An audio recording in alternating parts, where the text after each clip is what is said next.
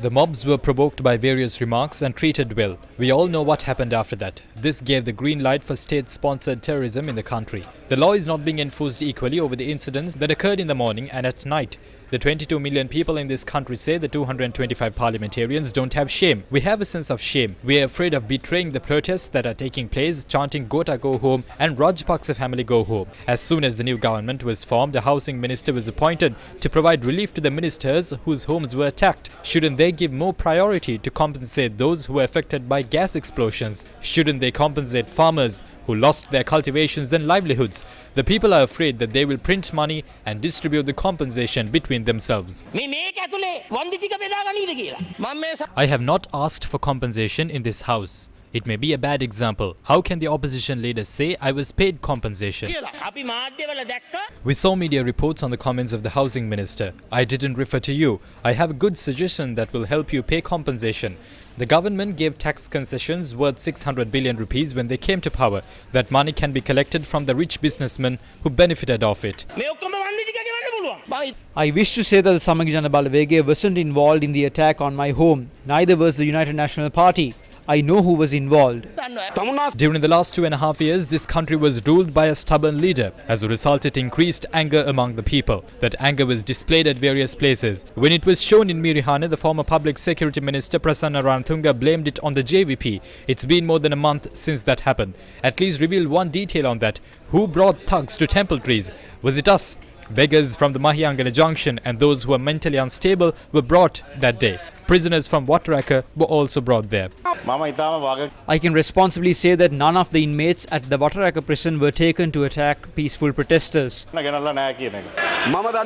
don't know if Ratwata is still the Minister of Prisons, but there was once an issue because you caused a commotion at a prison. The prisoners under rehabilitation were brought for this. We have the hospital roll list with us. Why are you denying it? If prisoners were used as thugs and used to attack protesters, Honorable Speaker, who knows where they will attack next using the powers of the government? They provide liquor, weapons, knives and send thugs to conduct attacks. Being a minister doesn't give you the license to become a thug. When we called the IGP, he said around 400 people have been arrested. Around 150 of them are your people, supporters of the JVP. I say this with responsibility. The IGP said around 150 of them are leading supporters of the JVP. Maybe the IGP gave them the membership. What did the president do when people were attacking MPs' houses which are given protection? What did the police do? What did the army do? Now one MP is saying there were around 40 officers who didn't even record the number plate of a motorcycle. Are they from the JVP? 180 police officers have been appointed as OICs by letters from the ministers. The IGP said this. What does Mahinda's camp say? He requested the army and the police for his security.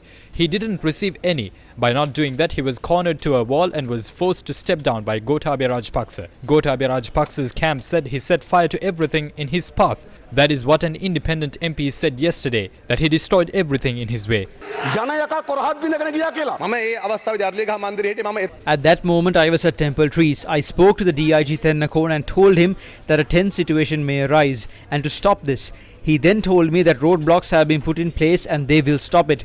After the call, I went to the President's residence for a meeting with him. On the way to the meeting, I was contacted by the former parliamentarian Ashu Marasinghe. He told me that something unpleasant is about to take place. Immediately asked the President to stop this. I was there. The President was in front of us. He called and asked, I asked you to stop this in the morning. What is going on?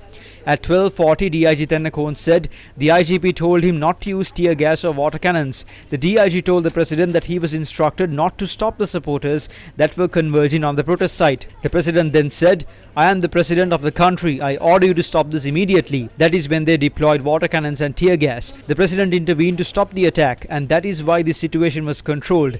Even at the Human Rights Commission, he provided statements that he was instructed not to stop them by the IGP and the Secretary to the Ministry of Defence.